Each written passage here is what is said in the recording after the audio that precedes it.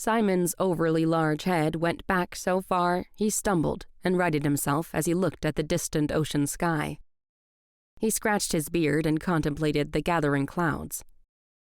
Simon liked storms. Jerry, his boss, did not. The cats Simon cared for liked them too, but that was because storms came with something special attached. From his experience, these clouds would fizzle out before they hit land. He lowered his head and moved to the first pen.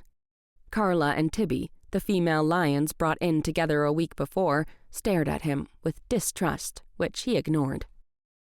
The bucket of food he carried consisted of horse and chicken meat. The food was cheaper than beef, and they raised chickens on the island, so that was cheaper still.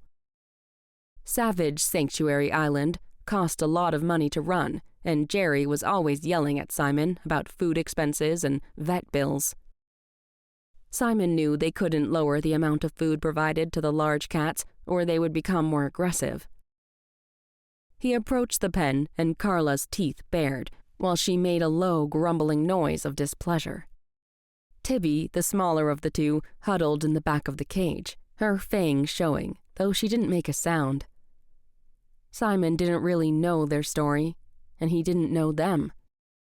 This was important because he tried to build rapport with all the cats, and mostly he was successful.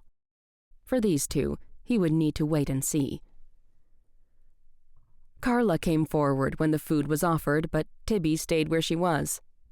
Simon backed away, so they were more comfortable, though their eyes stayed on him the entire time as Tibby began devouring her food. He watched them for several minutes before he went back to the hut for more meals. His next trip to the larger pen would require him to carry 4 buckets at one time. That was okay. He was big and strong. The problem with Simon wasn't his size. He'd been born with the umbilical cord wrapped around his throat, and he didn't breathe right away.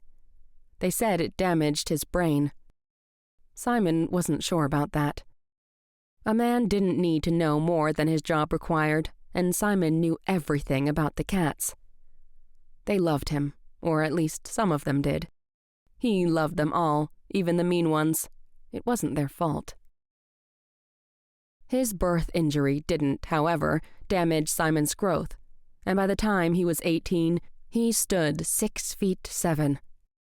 Adding his weight to his height and his size was overwhelming to the average person.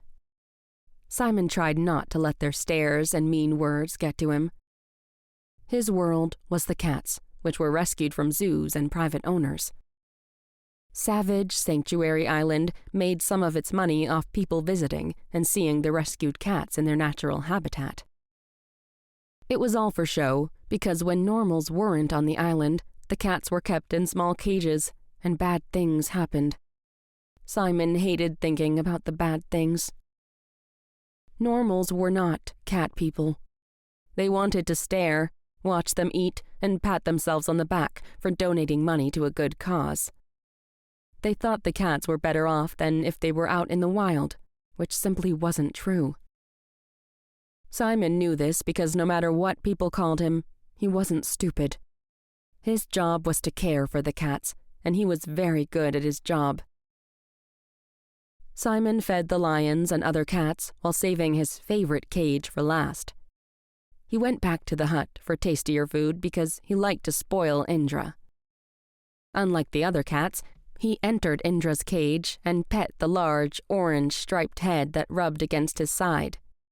Indra was an 8-foot-long Bengal tiger who weighed over 300 pounds. "How are you, buddy? I brought one of your favorites as a surprise." Indra never attacked his food. He loved Simon and always wanted affection first. Rubbing Indra's head was no hardship. The sleek fur was coarser than a house cat's, but less rough than a lion's. His head had the softest fur on his body, but Simon knew Indra loved belly scratches the most. So after the greeting, he sat beside the cat, who immediately rolled to his back in expectation. Tigers can't purr, but Indra made deep, chuffling sounds that meant he liked Simon's attention